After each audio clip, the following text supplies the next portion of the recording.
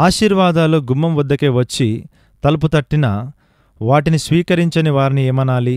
Arabia దేశానికి చెందిన 3 వ్యక్తులు ఓ రాత్రి ఎడారిలో ప్రయాణిస్తుండగా, ఈ ప్రాంతంలో ఉన్న గులకరాళ్లను ఏరి మీ జేబుల్లో వేసుకోండి, ఈ పని వల్ల మీకు సంతోషము మరియు దుఃఖము కూడా కలుగుతుంది అన్న శబ్దము ఆకాశం నుండి వినబడింది. వాళ్ళు ఒంటెలపై నుండి క్రిందికి దిగి గులకరాలను ఏరుకొన్నారు.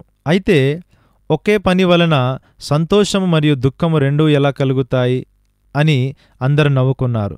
తెల్లవారాక జేబులోని రాళ్లను తీసి చూసుకున్నారు. అవి వజ్రాలు, వైఢూర్యాలు. వాటిని పొందినందుకు ఎంత సంతోషించారో వాటిని ఎక్కువగా కూర్చుకున్నందుకు అంత దుఃఖపడ్డారు. ఆకాశం నుండి వచ్చిన శబ్దము అర్థమేంటో అప్పుడు గ్రహించారు.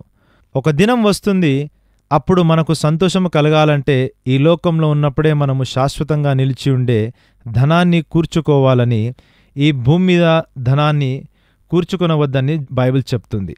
అంటే మన ధనాన్ని శాశ్వత విలువనిచ్చే కార్యాల కోసము ఖర్చు చేయాలన్నమాట. మన ధనాన్ని వినియోగించే విధానాన్ని బట్టి మనకు దుఃఖము కలగకుండా ఇతరులకు ప్రయోజనకరంగా వినియోగించడం ద్వారా పరలోకంలో ధనాన్ని కూర్చుకుందాం. మన ధనాన్ని బట్టి నిత్యత్వంలో సంతోషిద్దాం.